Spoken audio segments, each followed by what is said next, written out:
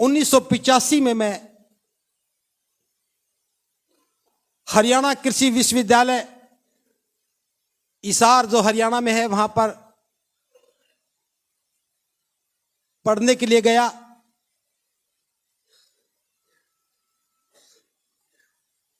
तो था पढ़ने के लिए, लेकिन वास्तविकता यह थी मेरा पढ़ने में कोई मन नहीं था।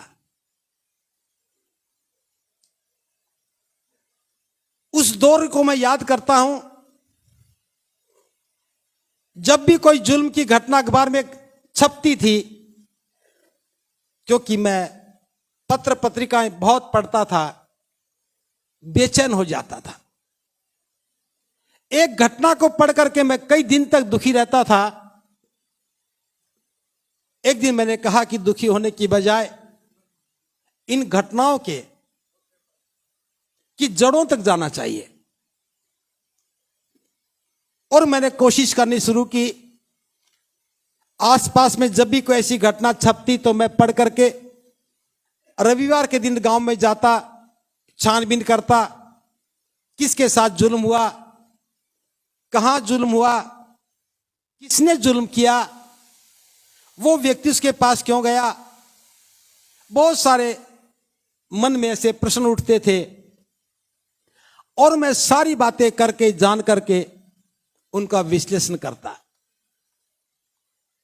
बहुत सारी घटनाओं को मैंने बहुत नजदीकी से देखा और एक बात समझ में आ गई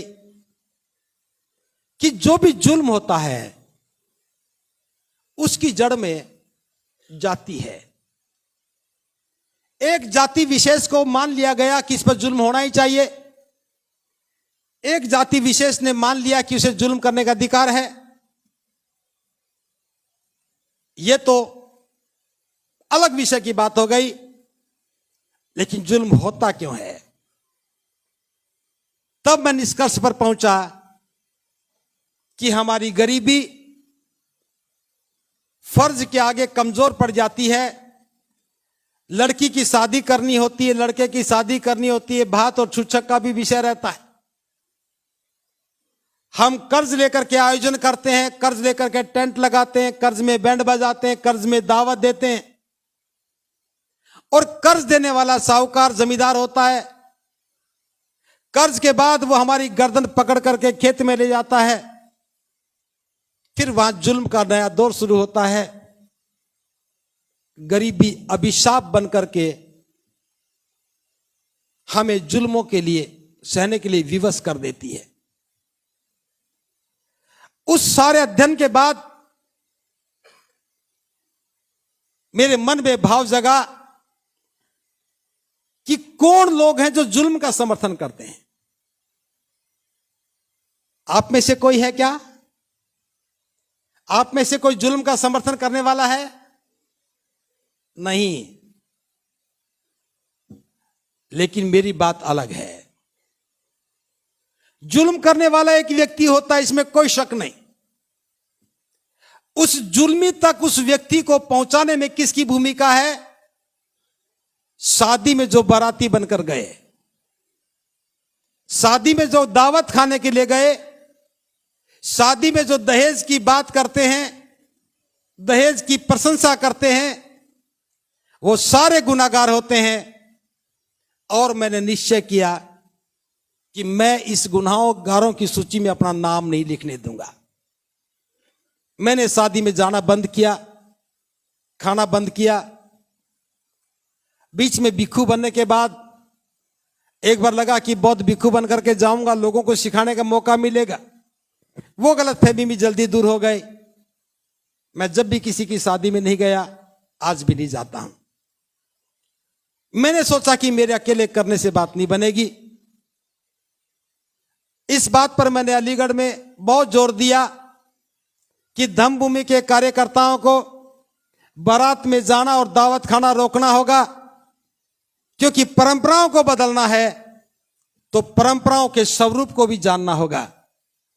जब आप बाराती बनकर जाते हैं तो लड़की पक्ष की मजबूरी होती कि टेंट लगाए, उसको ठीक से सजाए, फिर आपके लिए अच्छा पकवान बनाए, फिर अच्छी डेकोरेशन बनाए, फिर लड़के वाला भी लगता है कि लड़की वाले के घर जा रहे हैं तो हम बैंड भी बजाएं, घोड़े को भी बढ़िया सजाएं, और बैंड बजेगा, घोड़ा भी चलेगा, घोड़े पर राजकुमार भी बैठा होगा, तो नाचने वाले भी सोचते हैं कि हम भी अपने दस्तक कर दें।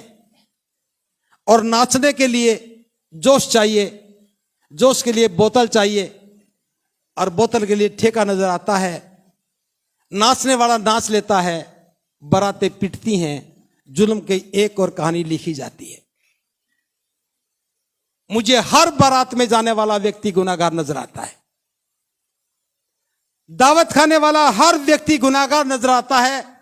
भले ही मैं दूर खड़े होकर देखता हूं, ये पीड़ा मैं इसलिए साझी कर रहा हूं, अगर भारत को बौद्ध में बनाना है, अभी तक हम किसी और से लड़ते रहे, अब हमें किसी से नहीं लड़ना, अब हमें खुद से लड़ना है।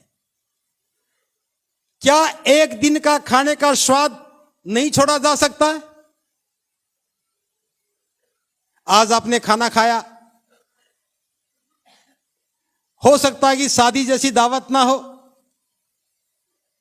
आप थोड़ा और पैसा खर्च कर लेते तो हम रायता भी बनवा देते, दो गुलाब जामुन भी खिला देते, और खाना खिलाने वाले वेटर भी बुला लेते। लेकिन भोजन ऊर्जा के लिए है, इसका स्वाद से, प्रतिष्ठा से कोई सरोकार नहीं। अगर बौद्ध समाज का निर्माण करना है, जो पिछले 50 वर्षों में देख रहा हूं, 68 वर्षों में, और खास तौर से इस दिल्ली एनसीआर के क्षेत्र में, यहां बड़ी संख्या में गाजियाबाद, हापुड़, पिलखवा दिल्ली के लोग हैं, गौतम बुद्ध नगर के भी हैं। वो कहेंगे भंते जी हमारे घर में आकर के हमें ही बुरा बता गए। ये आपके घर में खड़े होकर बात नहीं कर रहा हूं, ये हमारा भी घर है, और अपने घर में बताना कोई बुरी बात नहीं है। हम बौद्ध रीति से शादियों के नाम पर भी वही काम करते रहे जो नहीं करना चाहिए था। तो आज सीधी बात कर रहा हूं, अकेली जाति तोड़ने से, जाति को छोड़ने से बात नहीं बनेगी, परंपराओं को भी बदलना होगा। अगर कोई हमारी बात नहीं माने, कोई मलाल नहीं, बस मेरी 2 बात आप मान जाओ, बारात में जाना और शादी में दावत खाना बंद कर दो। अगली बार जब आओगे तो शादी वाली दावत हम ही खिलाएंगे आपको। 18 मार्च को धम कारवां होगा, उसी धम कारवां में जैसा चाहो खाना खाना, बनाना आप ही को है, खाना आप ही को खाना, आप ही को बनाना, आप ही का पैसा है, आप ही के लिए है। जो समाज जैसा खाना चाहता वैसा बनाए भी। आप इस सुंदर सभागार में आए, आपकी कल्पना सुंदर थी तो सभागार सुंदर मिला, कल्पना अच्छी थी तो वातावरण अच्छा मिला। अब जीवन के प्रति भी अपनी धारणा को बदलो। यह जीवन हमारा किराए का नहीं है, टेंट हाउस की दुकान से लिया हुआ नहीं है कि कोई भी आए सोने वाले गद्दों पर जूते से पैर रगड़ के आगे चला जाए। जूता तो साफ हो गया लेकिन गद्दा तो गंदा हो गया। हम लोगों ने अपने जीवन को खुद गंदा किया है। शादी के नाम पर पौवा पी करके, बोतल पी करके खुश होते हो, बड़ा आनंद आया। क्या जीवन बिगाड़ना कोई आनंद की बात है? लेकिन विवाह शादी के नाम पर ये सारी परंपराएं सम्मान पाती हैं और जीवन ठगा जाता है, जीवन नष्ट होता है। तो मैं चाहता हूं कि प्रत्येक बौद्ध व्यक्ति शादी दिन में करे, बिना बैंड के, बिना बारात के करे, अपने परिजनों को ले जाकर के, सगे संबंधियों को ले जाकर के शादी करे, सामुदायिक भवन में शादी करे, अपने घर में शादी करे। लेकिन बारात, टेंट और बैंड, ये 3 बातें बौद्धों की शादी में नहीं होनी चाहिए। खाने के लिए मैं अब भी मना नहीं कर रहा हूं। शादी के बाद लड़का पक्ष चाहे तो अपने सगे संबंधियों को, मित्रों को, पड़ोसियों को खाना खिलाए, लेकिन कर्ज लेकर के ना खिलाए। बैंड बजा के ना खिलाए, शादी दिन में करे, रात को निशाचर लोग शादी करते हैं, रात को जागने वाले लोग। बौद्धों की कोई शादी रात को नहीं होती। अगर आप इस विचार में मेरे साथ हैं तो मैं पूरे विश्वास के साथ कहता हूं, आने वाले कुछ दिनों के बाद इस बात पर शोध शुरू होगा कि बौद्ध लोगों ने अपने जीवन को कैसे तराशा, बौद्ध लोगों ने अपने जीवन को कैसे सुंदर बनाया, बौद्ध लोग, इस देश के बौद्ध लोग अपनी गरीबी से बाहर निकल करके समृद्धि का जीवन कैसे जिए, बौद्ध लोगों ने अपने आचरण को श्रेष्ठ कैसे बनाया। तो धम्म भूमि का यह श्रेष्ठ जीवन का आंदोलन बुनियाद में दिखाई देगा और इमारत के रूप में आपके जीवन का स्वरूप नजर आएगा। मैं ये बात विश्वविद्यालय प्रांगण में इसलिए कह रहा हूं, मेरा विषय केवल बौद्ध अनुयायियों से नहीं है, मेरा विषय इस देश के प्रत्येक व्यक्ति के साथ है कि प्रत्येक व्यक्ति का जीवन सुंदर होना चाहिए। इसीलिए हमने बौद्ध आचार संहिता बनाई। उस बौद्ध आचार संहिता में यह भी एक नियम डाला है कि बौद्ध लोग दिन में शादी करेंगे, घोड़ी पर नहीं बैठेंगे, बैंड नहीं बजाएंगे, बारात नहीं लेके जाएंगे। मैंने अलीगढ़ की बात शुरू की थी, मैंने कई बार ऐसे बार कहा और मुझे ये बात बताते हुए बड़ा फक्र है। कई बार ये बात कहने के बाद एक व्यक्ति ने हिम्मत दिखाई और उन्होंने जाति शादियों में जाना और दावत खाना बंद किया। बाकी हमारे सारे के सारे अनुयायी इस बात पर विचार नहीं करते रहे। और मैं वो नाम भी बता दूं, वो नाम है बुद्ध अलंकारवाद। उन्होंने कहा कि मैं ना तो किसी की बारात में जाऊंगा और ना मैं दावत खाऊंगा। आज मुझे इस बात की बहुत खुशी है कि 150 करोड़ लोगों की आबादी का देश और मेरे विचार का समर्थन करने वाला एक योद्धा तो है। कुछ लोग इसे संख्या में गिन रहे हैं और मैं इसे उपलब्धि में देख रहा हूं। कुछ लोग संख्या में गिन रहे हैं, मैं इसे उपलब्धि में देख रहा हूं। बाबा साहब की बौद्ध में भारत की परिसंकल्पना पर बनने वाली इमारत में एक ईंट सही जगह पर रखी जा चुकी है। जो बारात जाना और दावत खाना बंद करे, वो अपने दोनों हाथ ऊपर करके घोषणा करे।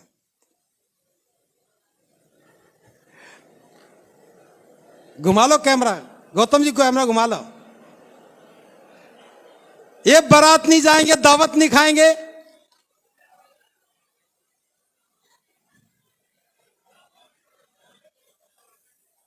सब एक दूसरे को देख रहे हैं। पड़ोसी बारात ले जाए तो मैं भी ना जाऊं।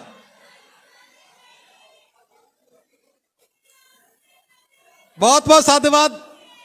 अब मेरी बात ध्यान से सुनिए, एक बात ध्यान से सुनिए। आपको लगता होगा कि आपने हाथ ऊपर कर लिए, लेकिन मैं बता रहा हूं, मेरा विश्वास है कि इस पांडाल में बैठा हुआ कोई भी व्यक्ति झूठा हाथ नहीं उठा सकता।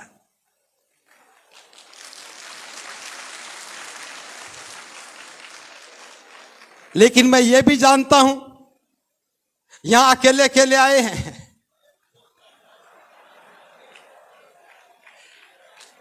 क्योंकि पुरुषों की मानसिकता बहुत स्पष्ट है।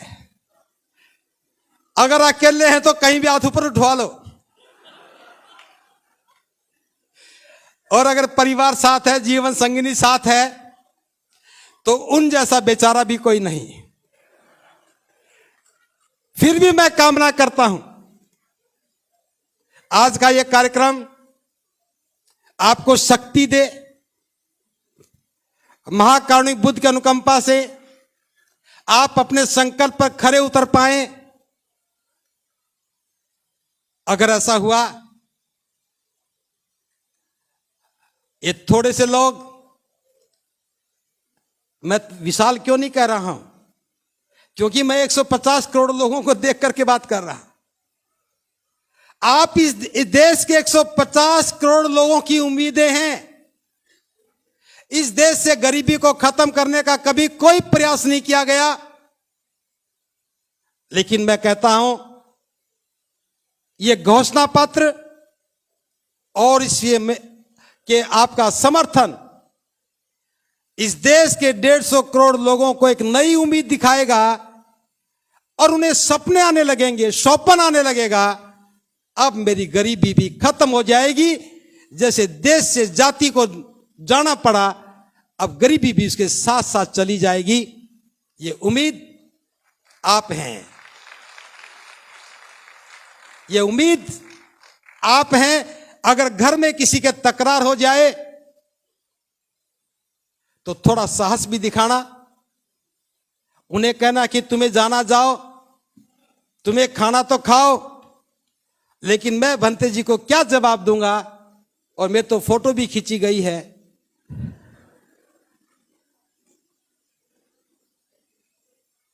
पूरे देश में आपकी तस्वीर गई। यह बात बहुत आसान है, बहुत मुश्किल नहीं है।